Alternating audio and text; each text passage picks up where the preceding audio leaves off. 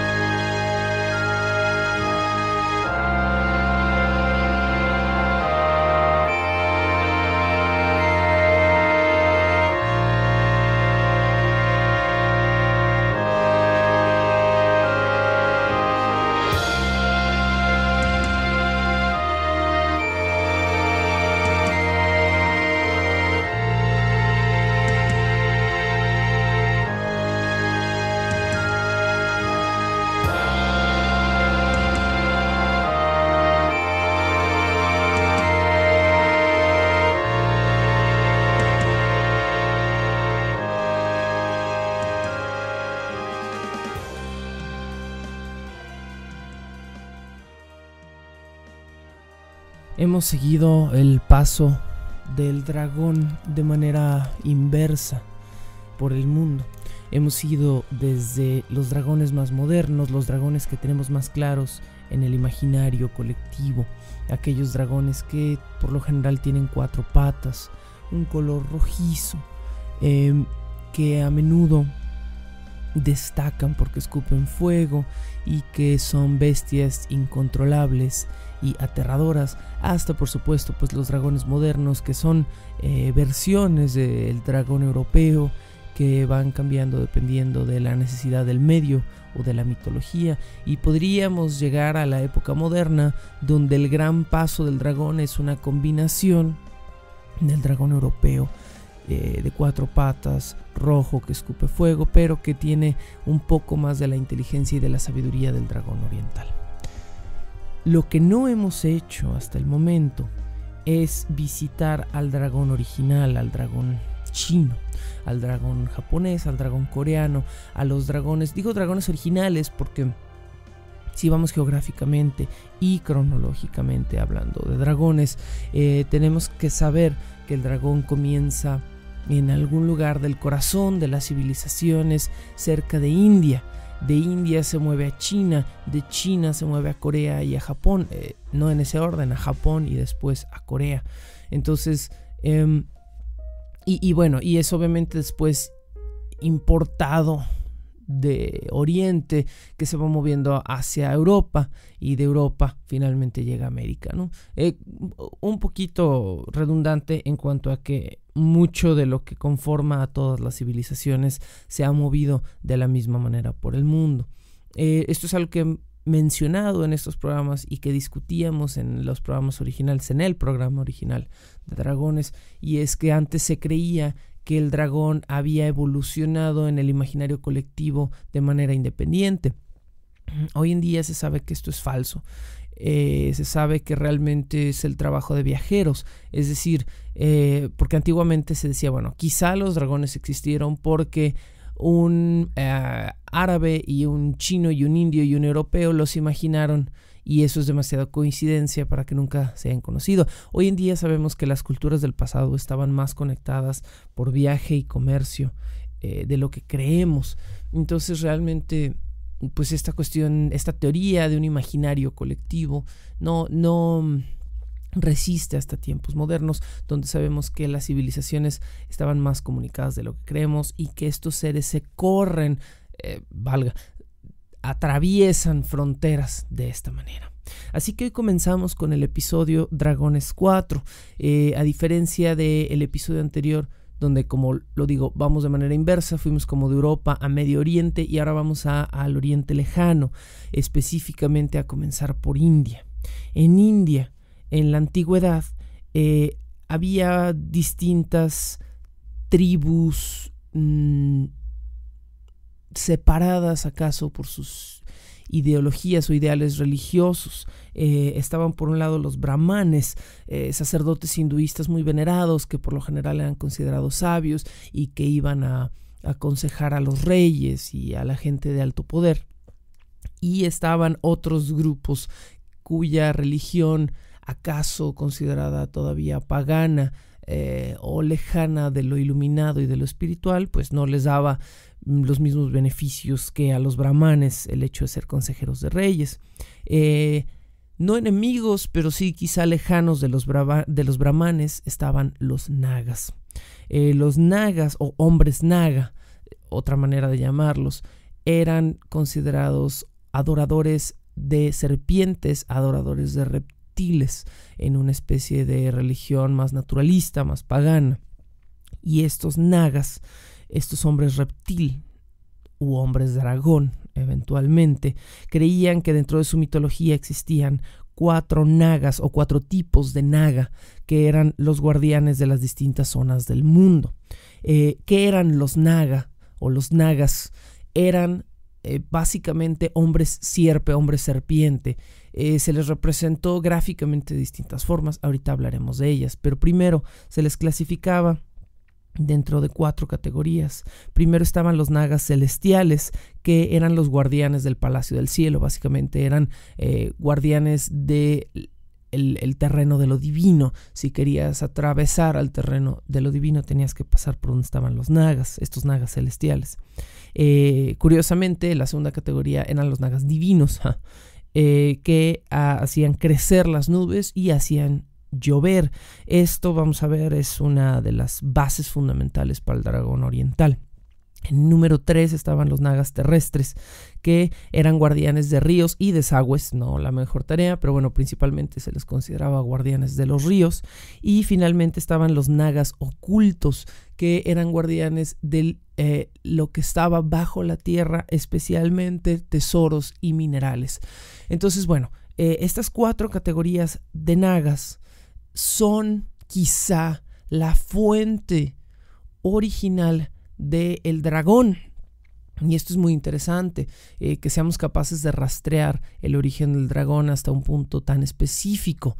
El dragón moderno está muy lejos de lo que es el naga indio, pero hay un camino lógico desde este ser alado de 4 patas o de alado de 2 patas a el dragón oriental de cuerpo de serpiente con patas, a la serpiente sin patas, a los hombres que adoraban a las serpientes y a la idea finalmente de vincular al hombre con la serpiente para crear un dragón. Entonces es probablemente de los nagas de donde nazcan todos los dragones, aunque habíamos dicho está el dragón primigenio o la dragona primigenia, que es Tiamat, que es el vacío, la diosa del vacío. Entonces fuentes cada vez más antiguas. Los nagas, por supuesto, son más modernos que Tiamat. Tiamat es mesopotámico, estamos hablando de miles de años antes de Cristo. Y, por supuesto, pues estamos hablando de que entonces el dragón viene de la nada, del vacío, como ya habíamos dicho, ¿no? Del vacío a la serpiente, de la serpiente al hombre serpiente, del hombre serpiente al dragón, del dragón de cuerpo alargado al dragón de cuerpo corto. Y vamos a ver el porqué también de todos estos cambios, en cómo se van dando estos cambios primigenios en Oriente. La creencia de los nagas se corre entonces de India a China y de ahí eventualmente a Corea, por lo que los primeros mitos de dragones chinos son más cercanos a los mitos de los nagas que a los mitos del dragón de cuerpo alargado, eventualmente llamado Long. Long no ninguna relación con el término anglosajón long, sino con el término chino Lung, Lung, que significa dragón y que al parecer tiene alguna relación con el sonido o el silencio, que no he logrado encontrar etimológicamente todavía, pero que es mencionada en algunas de las fuentes que estuve revisando. Entonces, los primeros mitos chinos de dragones no son mitos de dragones, sino de hombres reptil, cuyo torso es todavía humano, pero que tienen, terminando el torso, donde comenzarían los genitales, una cola larga, más semejante a la de una cobra que la de cualquier otra serpiente. Y este era el caso, por supuesto, del famoso Fu Xi, el emperador chino que hasta la fecha no se sabe si fue real o no. Yo opto por el no, principalmente. Me parece que la leyenda es más ridícula y más general y más fábula que leyenda, incluso que la idea de un hombre real. Pero bueno, ahorita precisamente vamos a entrar en ese tema, ¿no? Entonces, bueno, los dragones chinos, a razón de que fueron tomados de los nagas indios, se clasificaban en 4 ramas. Y sorpresa o sorpresa, ¿cuáles son esas 4 ramas? Pues son, excepto por los nombres, son las mismísimas 4 ramas de los nagas indios. La primera es la del Tianlong, el dragón celestial, que era el cuidador de las mansiones de los dioses. Este dragón chino no cuidaba que la gente entrara o saliera de las mansiones, sino que las mansiones divinas no se cayeran del cielo, pero sigue siendo el guardián de las mansiones, igual que la primera clasificación de los nagas. El segundo tipo de dragón chino era el Shenlong, y por supuesto a todos los fans de Dragon Ball les sonará el nombre, muy posiblemente tomado directamente de aquí, de esta mitología china, de este dragón verde de cuerpo alargado, verde o azul. Shenlong era el dragón espiritual y era el dragón encargado de que el viento soplara y de que la lluvia cayera para que la humanidad pudiera obtener lo que deseaba: cosechas, alimento, prosperidad. El tercer dragón era el Tilong, el dragón de la tierra, guardián de ríos y arroyos. A pesar de que este suena más como el cuarto dragón de los nagas, tenía la función del tercer hombre sierpe de los nagas, que era ser guardián de los ríos, arroyos, cuerpos de agua. Y está finalmente el Futanlong chino, el dragón de los tesoros escondidos. Entonces vemos que las 4 categorías son idénticas a las categorías de los nagas, que eran védicas, ¿no? Entonces, bueno, sabemos, esto no es coincidental, que es un referente directo precisamente a cómo ha evolucionado esta mitología. Los nagas, volviendo a los nagas indios, les decía yo que van a tener distintas variantes en su representación gráfica. A veces se les ilustraba como un ser humano común que tenía colgada en el cuello 4 serpientes. Esta es como la primera. Podemos ver una evolución muy interesante, muy bonita. El hombre adorando serpientes. Después se les empezó a representar como hombres reptil. Solo hasta después el hombre y su divinidad pagana se unen y forman este nuevo ser, ¿no? Entonces se les empezó a representar como seres reptiles alados o reptiles marinos, pero con cabeza humana, es decir, el cuerpo de la bestia todavía con la inteligencia del hombre. Y esta cabeza iba cornada con los cuernos de un buey específicamente. El cuerpo, el torso del ser humano era ahora alargado y por lo general iba enroscado. El budismo, a diferencia de la representación védica, sí considera dragones, los considera seres más bestiales, seres de bien y de mal, seres que, como el ser humano, pueden ser buenos si su naturaleza es buena o malvados si su naturaleza es malvada. A razón de esto, Buda, el mismísimo Buda, fue un defensor de los dragones, pero también llegó en su leyenda y en su vida a atacar y a matar algunos dragones. Así que Buda, The Dragon Slayer, si quieren verlo así, como supongo que nunca lo habían visto antes. En budismo también se considera que el dragón es un ser principalmente defensor de la ley y de la justicia, es decir, por lo general es más bueno que malo y es un ser justo. A razón de esto, volvemos un poquito a la concepción del dragón y del I Ching, que también surge en China, pero como parte de otra vertiente filosófica no budista, no confucionista, sino oracular.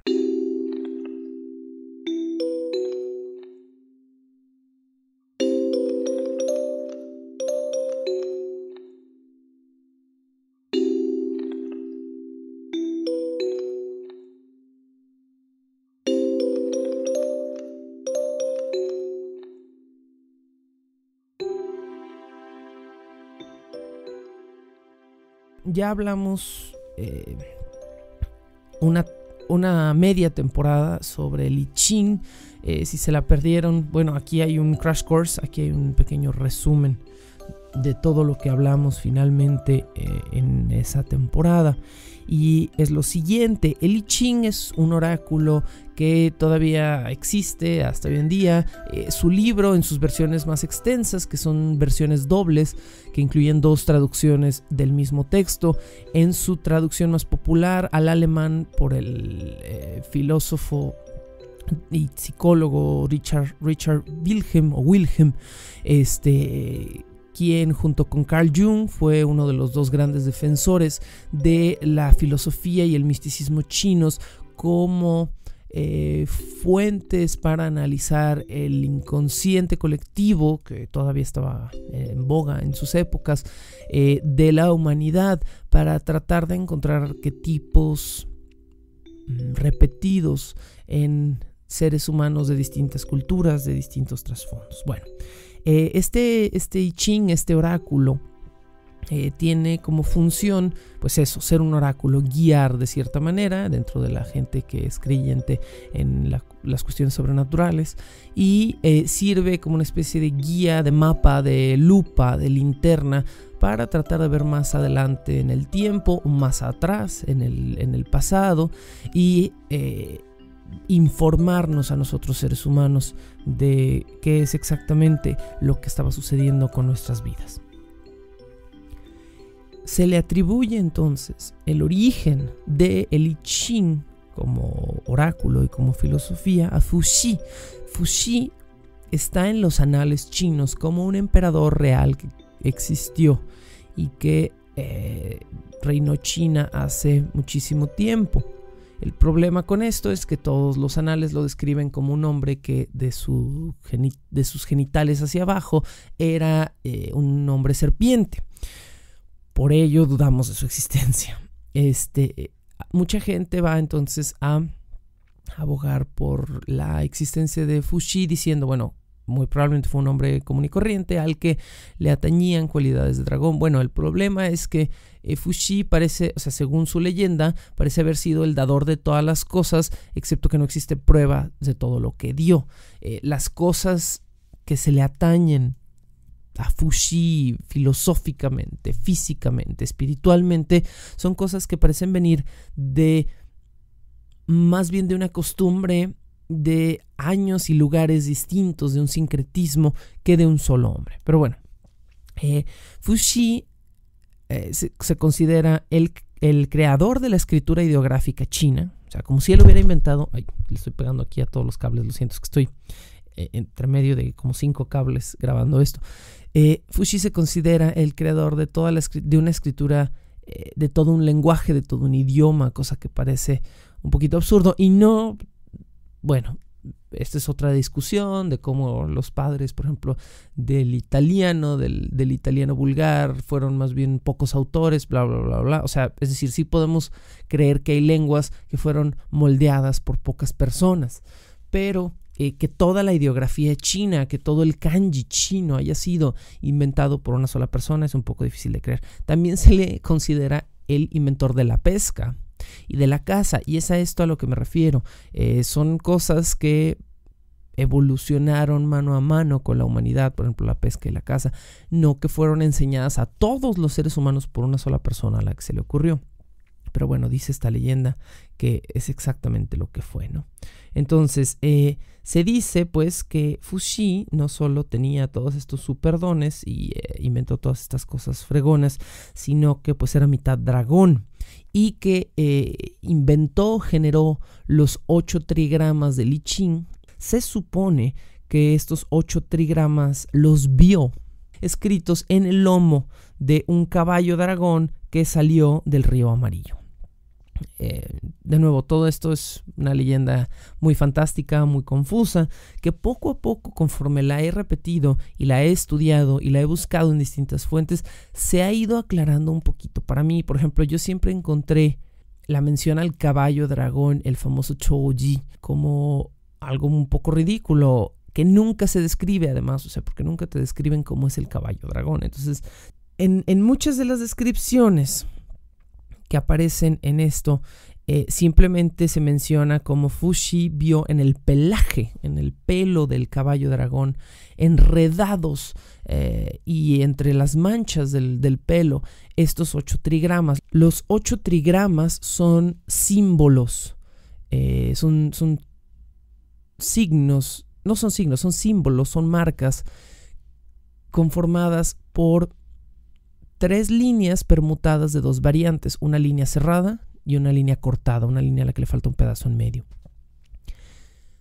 Los 8 trigramas, que son la mayor cantidad de variantes que puedes tener con estas 2 figuras, repetidas 3 veces, se combinan entre ellos. 8 por 8 son 64 y nos dan los 64 hexagramas del I Ching, que son las 64 marcas que se supone representan a todos los seres humanos del mundo. Entonces, un ser humano, según la creencia del I Ching o según la mitología del I Ching, va a ser la combinación de 2 de estas marcas. La primera mitad de su vida va a ser la primera marca, hasta un cierto punto específico de su vida, marcado por la mística del calendario que sigue el I Ching. Y a partir de otro punto distinto de su vida, se va a convertir en la segunda versión de ser humano que se supone que esa persona debe ser. Entonces, bueno, esa es la cuestión con el I Ching y con Fuxi. Entonces, Fuxi ve presuntamente escritos estos 8 trigramas en el lomo de un caballo dragón que estaba saliendo casualmente del río Amarillo. Investigando originalmente encontré que esta mención al caballo dragón quizá era una referencia a el Umba. Umba era un ser mitológico chino que era más parecido a una serpiente con plumas. Esto es lo que dije exactamente en el programa en donde hablamos del I Ching.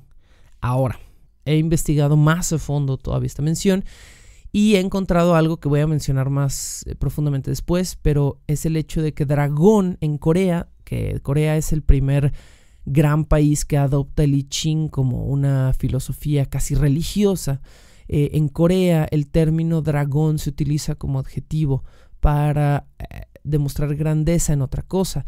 El hecho de decir caballo dragón, que es un adjetivo real en la Corea antigua, hace referencia a un caballo de gran linaje, de patas fuertes, muy muy veloz. Entonces es muy posible que Fuxi haya visto a un caballo simple y sencillamente saliendo del río y que al ver su melena entrelazada ideó estos 8 trigramas. Finalmente estamos hablando de un hombre que no existió porque se supone que era un hombre dragón. Entonces, bueno, según el prólogo de la versión más famosa del I Ching, Richard Wilhelm dice que Bangu en la dinastía Han dice que Fuxi dijo que, para que vean la cadenita, en el principio no existían ni la moral ni el orden social. Los hombres solo conocían a sus madres, no a sus padres. Cuando estaban hambrientos, buscaban comida. Cuando estaban satisfechos, tiraban los restos. Devoraban a los animales con la piel y el pelo, bebían su sangre y se vestían con pieles y juncos. Entonces llegó Fuxi y miró hacia arriba y contempló lo que había en los cielos, y miró hacia abajo y contempló lo que ocurría en la tierra. Unió al hombre con la mujer, reguló los 5 cambios y estableció las leyes de la humanidad. Concibió los 8 trigramas para conseguir el dominio sobre el mundo. Este texto no solo nos dice que Fuxi era el cuate más cool del mundo, sino que además fue el inventor del matrimonio. Así como dicen en broma que Confucio fue el inventor de la confusión, pues al parecer Fuxi inventó el matrimonio. Toda esta simbología está pues vinculada con una figura de un hombre dragón, decíamos. Y entonces, este hombre dragón, las pocas representaciones que existen de él son exactamente así. Son más védicas, son más semejantes a la representación de un naga que a la de un dragón tradicional. A Fuxi se le representa portando un compás en la mano y a su esposa con una regla en la mano. Esto para mencionar que ellos eran los medidores, esto para mencionar que ellos eran los que regulaban, los que daban medida, los que decían cuándo y cómo. Pero además de estos elementos, a ambos, esto incluye a su esposa, se les dibuja siempre con el torso de hombre y a partir de los genitales o de la cintura con cola de serpiente. Cuando se les representa juntos, se les representa con las colas entrelazadas, como cuando las serpientes se aparean, de manera que siempre que se les representa juntos, se les dibuja, se les ilustra como una representación del coito, de la unión entre hombre y mujer, por esta cuestión de que son los inventores de la vinculación de lo masculino y lo femenino, del matrimonio.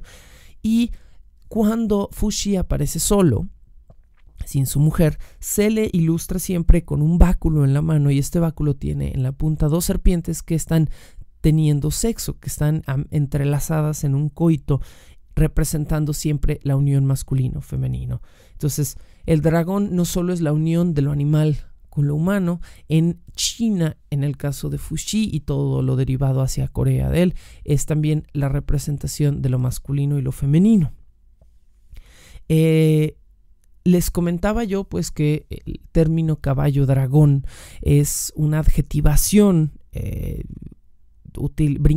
brinca, que salta de China a Corea, y que cuando se agregaba el término dragón a otro animal era para darle, o a otro elemento, era para darle una cualidad superior. Esto proviene del mito chino de que el dragón era un animal divino capaz de reproducirse con animales terrestres, y por lo general se le atañían relaciones con el buey, con el caballo y con ciertos tipos de peces, específicamente la carpa. Esto va a dar paso a distintas variantes del mito, especialmente al hecho de que el dragón chino más conocido tiene características de pez, tiene escamas redondas de carpa. Estas escamas que se dibujan, que son como medios circulitos uno debajo de otro, representan escamas redondas que son como las escamas de un pez. Por lo general se decía con un brillo metálico, igual que un pez. Entonces, de ahí el hecho de que el dragón se empieza a vincular con terminología de animales terrestres, dragón buey, o buey dragón, caballo dragón, pez dragón, se vuelven palabras, se vuelven términos que designan a las crías de estos animales. Por lo tanto, en la mitología china, referirse a un caballo dragón era referirse a la cría de un caballo con un dragón, que daba como resultado una especie de percherón, no de percherón, pero de caballo de muy grande tamaño, de alto porte y de gran velocidad y fuerza. Esto eventualmente se va a convertir en una adjetivación llegando a Corea y a hacer referencia al hecho de que un niño dragón, por ejemplo, es un niño prodigio, un pez dragón es un pez de la buena suerte y un caballo dragón es un caballo de sangre muy pura y de gran porte. Como nota final, volviendo a la desmitificación de Fuxi, fue un rey verdadero, un rey terrestre con patas de persona, el rey Wang de la dinastía Chao, quien fue el primero en redactar una de las versiones originales del I Ching, por lo que, bueno, dado que se dice que Fuxi fue el emperador místico que inventó la base del I Ching, pero no redactó jamás nunca al respecto, y otro rey, un rey letrado y medianamente sabio, sí hizo una redacción al respecto. Bueno, dudamos un poco más de Fuxi, aunque hasta donde yo sé, el rey Wang basa sus escritos en lo que él considera originales de Fuxi. Entonces, bueno, ahí está la cosa. Todos los dragones chinos, y eventualmente este mito se va a difundir también entre los dragones coreanos, obtienen su poder del agua o están vinculados con el agua. El poder del agua en Oriente es venerado por su cualidad para hacer nacer cosas, para hacer crecer cosas y para mantener vivas las cosas, que, bueno, pensándolo en términos primitivos, este es el más grande poder del universo. Sin agua no crece la planta. Sin agua, la planta que había crecido se muere. Sin planta yo no puedo comer. Por lo tanto, el agua es la cosa más poderosa del universo. Y finalmente, pues en términos biológicos sabemos que sin agua no habría existencia, no habría nada vivo en un planeta, ¿no? Entonces esta cualidad de la vitalidad del agua era venerada. También era venerada su maleabilidad, el hecho de que el agua podía caber en cualquier lugar, tomar cualquier forma, penetrar cualquier estructura si se le daba suficiente tiempo. Y al respecto de esto, Lao Tzu, supongo que Lao Tse en la pronunciación románica, Lao Tzu, dijo, o tiene la famosa frase que dice: el agua es la cosa más débil y más maleable, pero vence a la más fuerte y a la más dura. Penetra en todas las partes sublimes, sin ruido, penetra en todas las partes sutilmente, sin ruido y sin esfuerzo. Así resulta característica del espíritu, que es capaz de introducirse en todas las demás existencias del mundo y de volver a adoptar su forma en el hombre. Y, asociado con el poder de la fluidez, el dragón se convierte en el símbolo de lo infinito. Es muy interesante cómo Lao Tzu hace toda una alabanza al agua y de repente hace un símil directo, una comparación directa del agua con el dragón y de repente del dragón con el infinito. Entonces el dragón está íntimamente vinculado con el agua y con su poder, con el poder de penetrar, de ser maleable, de impregnar y de dotar con vida. La relación del dragón con lo espiritual y lo acuático agrega a su mito un montón de características. Tiene el dragón el poder de volverse luminoso, oscuro a voluntad. Tiene el poder de hacerse invisible si lo quiere. Tiene el poder de reducir su tamaño hasta el tamaño de un pequeño gusano de seda, o de ampliarlo hasta poner la cola en el piso y la cabeza en el cielo. Esta imagen, una muy bonita imagen de un dragón como estirado, tocando la tierra y el cielo simultáneamente, es una imagen del I Ching. El I Ching tiene textos llamados imágenes, que son imágenes filosóficas, imágenes poéticas que supuestamente puedes aplicar a una situación personal. Son tan ambiguas que por supuesto se pueden aplicar a cualquier situación. O sea, si el I Ching te dice y el dragón tocará el piso con su cola y habrá fortuna, pero al mismo tiempo tocará la cabeza y su cielo y habrá infortuna, pues puedes interpretar cualquier cosa, ¿no? A lo mejor tú eres el dragón, a lo mejor el dragón es la carrera, a lo mejor el dragón es la universidad, y en esta ambigüedad universal es donde el I Ching encuentra su función como oráculo, función entre comillas, ¿no? Porque pues no tiene ninguna función. Pero la primerísima imagen del I Ching, que corresponde al primer hexagrama llamado Chien, me parece que es la pronunciación correcta, es un dragón tocando al mismo tiempo con la cabeza el cielo y con la cola la tierra. Esta imagen está representada por 2 veces el primer trigrama repetido, y el primer trigrama son 3 líneas cerradas. Por lo tanto, el primer hexagrama son 6 líneas cerradas. Esas 6 líneas, 6 rayitas cortas horizontales,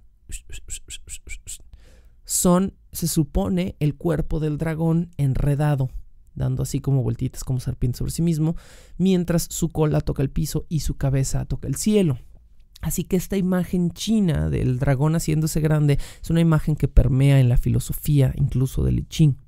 Se dice también del dragón chino que es capaz de emanar, de escupir, expeler agua en forma de vapor por la boca, en forma de agua corriente, en forma de lluvia y solo en las menores ocasiones de escupir fuego.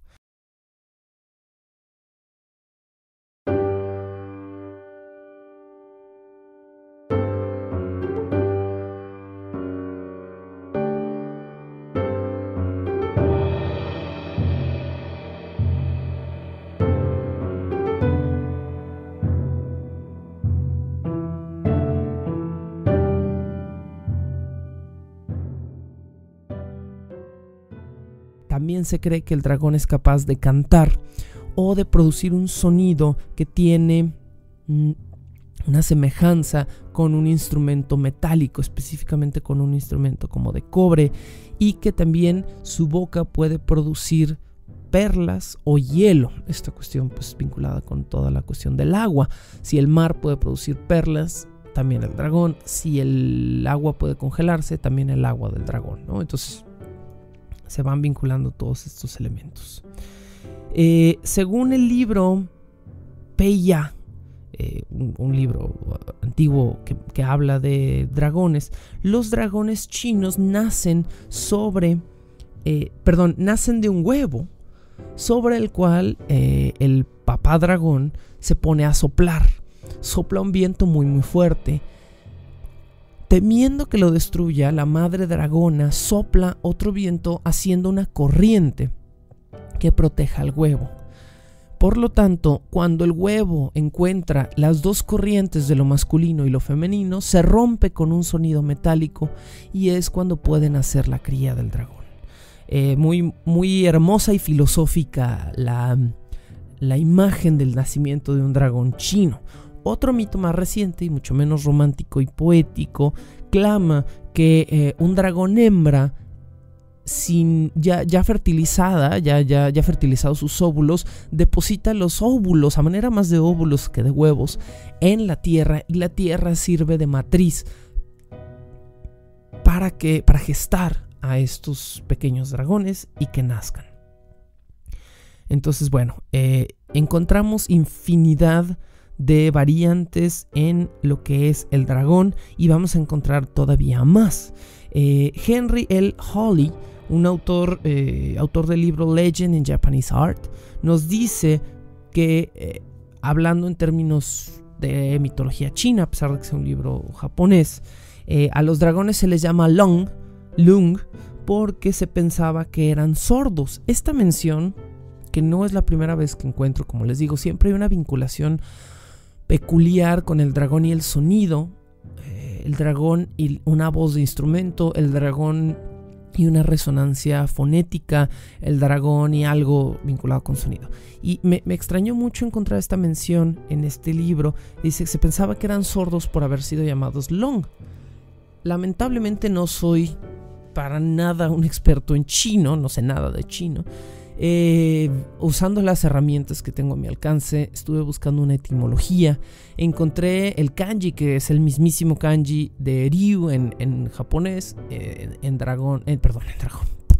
En chino es long, el mismísimo kanji que representa también como esta figura serpenteante, que claramente es un dragón. Entonces, la pronunciación no tiene ninguna vinculación etimológica en chino con el hecho de algo que suene, a menos que sea como una especie de onomatopeya de una campana, long, pero no creo, no estoy seguro. El punto es que hay una serie de menciones que vinculan el nombre del dragón con sonido. Bueno, y aquí, bueno, en esta mención es casi lo opuesto, ¿no? Dice Henry Hawley, se pensaba que se llamaban long porque eran sordos. No sé cuál sea la correlación, honestamente. Y se dice de ellos, dice Hawley, que tienen 9 características. 1. Cabeza larga como caballo. 2. Cuernos de ciervo. 3. Ojos de liebre. 4. Orejas de toro. 5. Cuello de iguana. 6. Escamas de carpa, el pez. 7. Patas de tigre. Y 8 zarpas de águila. Además, y ahí está la novela, son el único animal que tiene bigote. Sí, pues en mitología china tiene bigote. Imagínense, esta mención a mí me dio mucha risa porque yo automáticamente imaginé un capibara con bigote, o un perro con bigote, o un ratón levantándose rápidamente y mostrando su bigote, y me dio mucha risa. Pero bueno, este es el único animal mitológico de esta naturaleza reptiliana, gigantesca y divina, que pues porta un buen mostacho, ¿no? Entonces esa es su 9ª característica. Además de esto, nos reitera Hawley, estos seres escupen nubes, sus escamas del cuello crecen invertidas. Esto es algo que solo podemos apreciar en algunas ilustraciones. Comen gorriones, interesante que nos hable de su dieta, comen gorriones y golondrinas, le temen al 100 pies, no estoy seguro por qué, pero le temen al 100 pies, y a la seda teñida en 5 colores. Debe ser el miedo más extraño después del miedo a los botones. Entonces, bueno. Y también les disgusta el hierro. Así que bueno, pues ahí esa cuestión con los dragones. Según J.F. Blacker, un autor que estudia el arte de la dinastía Ming, hay variaciones en el dragón dentro del arte de la dinastía Ming. Específicamente, o sea, siguiendo las 9 características están casi todos, pero específicamente hay variantes en las garras de cada pata. El dragón que se utilizaba en el arte que estaba en el palacio del emperador y de los altos príncipes siempre tenía 5 garras en la pata. Esto haciendo un símil con la mano humana. Es el dragón más avanzado, es el dragón más evolucionado, es el dragón más consciente. A menudo en una de las garras se representa una perla. Cuando no está representada debajo de su mentón, la tiene tomada en una de sus garras, y por lo general cuando el dragón tiene una perla tiene 5 garras. Esta es una representación propia. El siguiente dragón tiene 4 garras y se encontraba más a menudo en la casa de funcionarios de menor nivel, de príncipes de segunda y tercera categoría, y nunca o solo a veces llevando la perla. Y finalmente en algunas casas nobles, pero de no muy alto rango, se encontraban dragones de 3 patas decorando, de 3 patas, de 3 garras en cada pata, 4 patas, 3 garras. En cuanto a la vinculación de nagas y dragones, también durante un momento en la historia de China se guardó culto a la serpiente. La serpiente, la verdad es que le podríamos dedicar una temporada completa también como animal mitológico, no porque no exista, sino porque su mítica es enorme. La serpiente en casi todas las culturas está considerada como un signo de sabiduría, excepto en la mitología judeocristiana, donde tergiversan lo que pasaba de Oriente a Oriente Medio, y el bueno se convierte en el malo, el dios se convierte en el demonio y el dragón en el villano o la serpiente. Pero en la mayoría de las filosofías místicas, la serpiente es un ser sabio. En Japón se les venera y se les respeta. Se creía antiguamente que si se metían a una casa no debía matárseles porque estabas bendito, porque la serpiente había escogido tu casa para vivir. Me hubiera preocupado un poco encontrar a mi gato después enredado en las fauces de la serpiente que vive en la esquina de mi casa, pero bueno. En China entonces el espíritu de los antepasados se creía que se manifestaba en forma de una serpiente, que si de repente perdías a alguien y veías por ahí una serpiente serpenteando cerca de tu rumbo, era porque el espíritu de tu ser querido estaba deambulándote.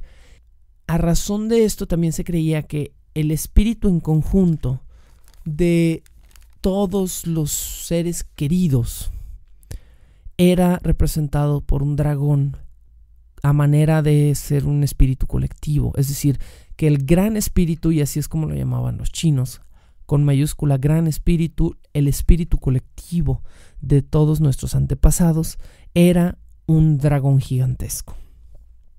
El dragón también es representación del culto a la fertilidad, ya lo hemos dicho, por medio del agua y del fuego. Y esto también es importante. ¿Qué otro elemento era vital para una cultura primitiva o primigenia? Además del agua, pues el fuego. Y el fuego, casi siempre en Oriente, aparece representado solo cuando un dragón es un dragón de tierra o un dragón oculto, un dragón guardián.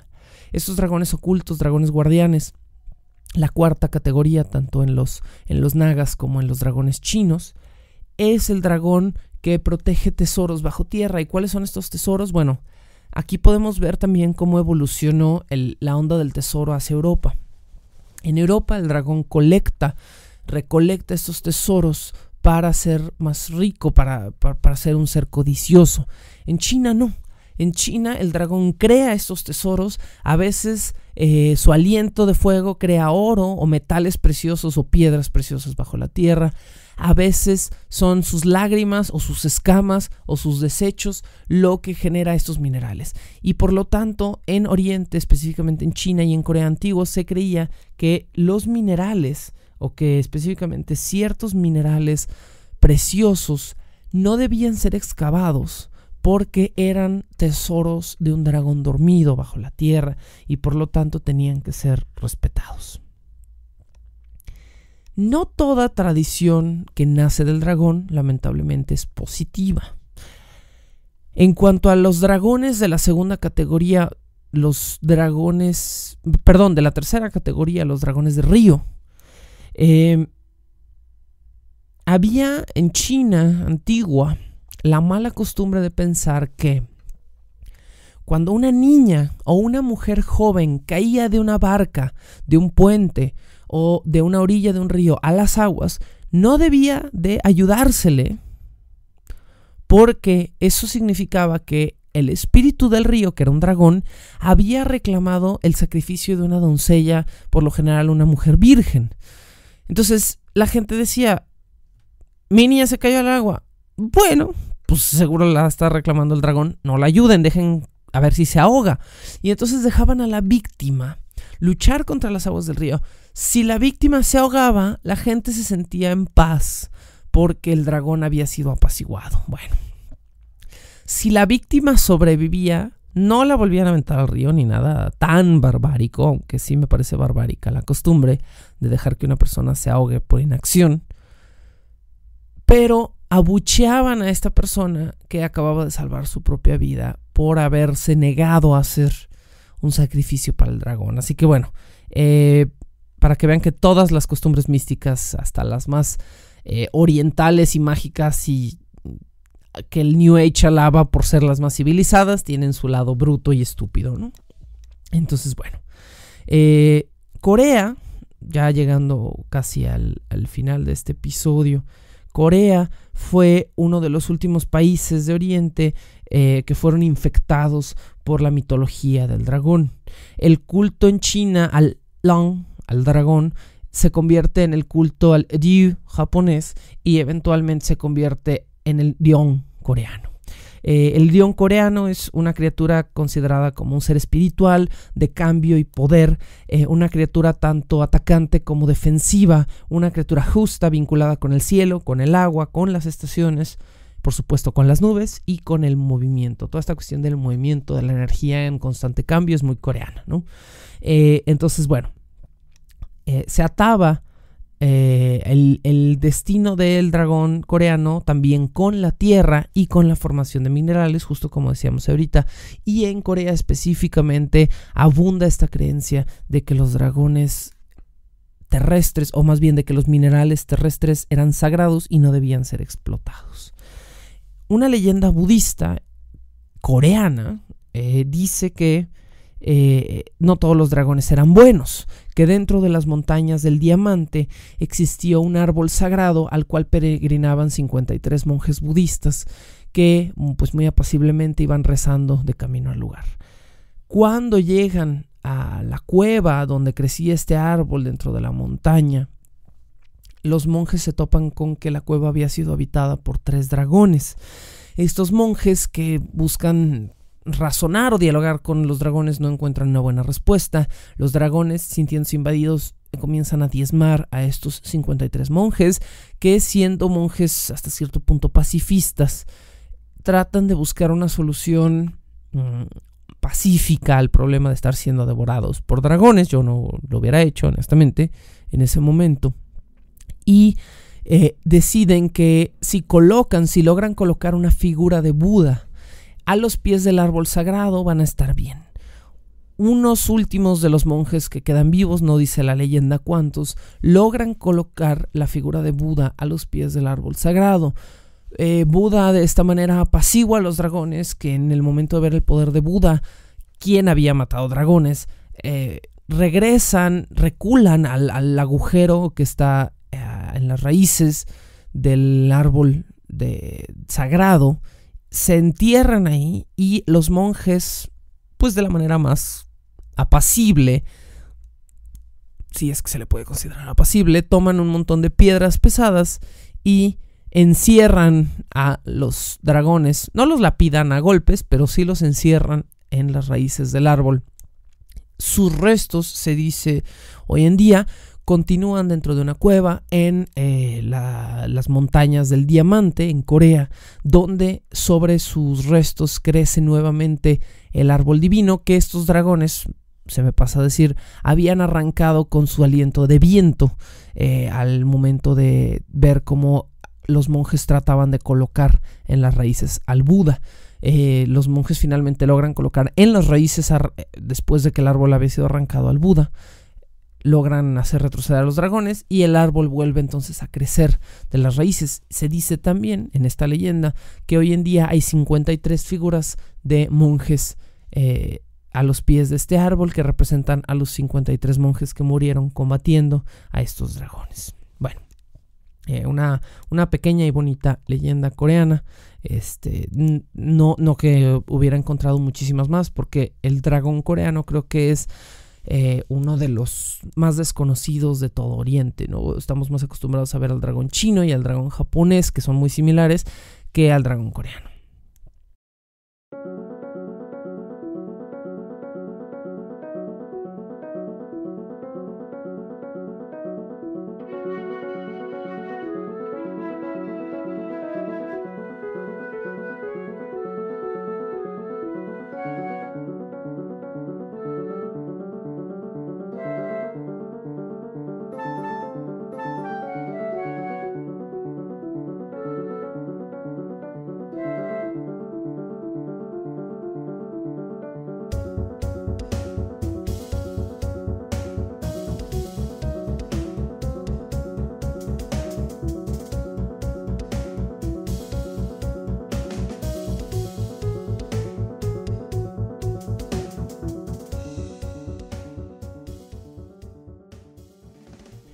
Finalmente, de Corea también aparecen un par de leyendas interesantes, pero con un filo negativo también.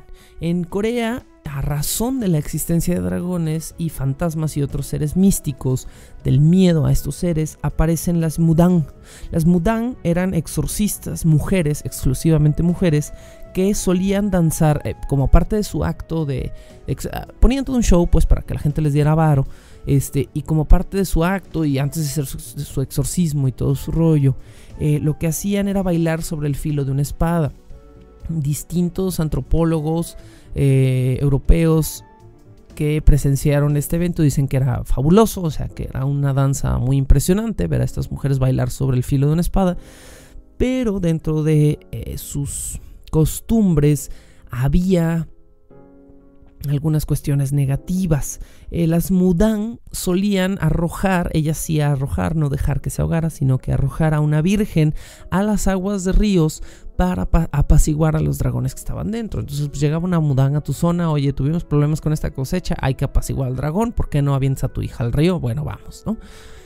Ok, entonces posteriormente en Corea, no alcancé a encontrar una fecha, pero posteriormente en Corea se dice que en épocas más civilizadas, esta es la única mención que encontré, un funcionario público vio a 3 mudangs que estaban a punto de arrojar a una jovencita al agua para apaciguar, comillas, al dragón.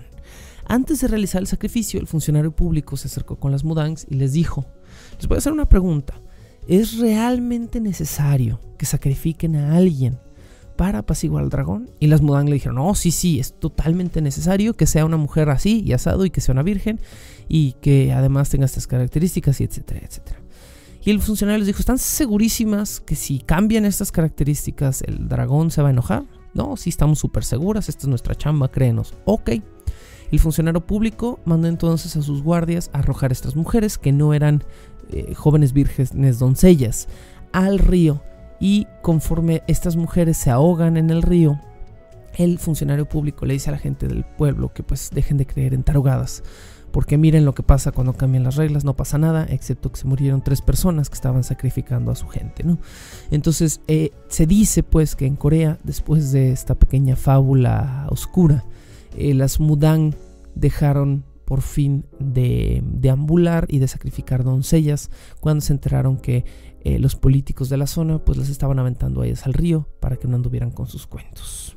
Aquí cerramos el episodio de hoy. Les agradezco muchísimo su compañía en esta temporada. Voy a hacer lo posible por continuar elevando la calidad de mis podcasts. Les pido por favor, y esto también lo anexo a los comentarios de este post, a mí me interesa saber qué tipos de temporadas esperan encontrar aquí. Finalmente ustedes son los que están vinculados a este contenido y pues son los que principalmente lo escuchan. Así que realmente me interesa saber qué opinan, qué temporadas les gustaría, qué tipo de contenido les gustaría escuchar en este blog. Finalmente, pues también si tienen alguna duda sobre las fuentes, muy posiblemente voy a estar anexando a este post que escucharon la fotografía de los 2 libros principales que usé para esta temporada, entre otras pequeñas fuentes que utilicé, pero principalmente utilicé 2 libros.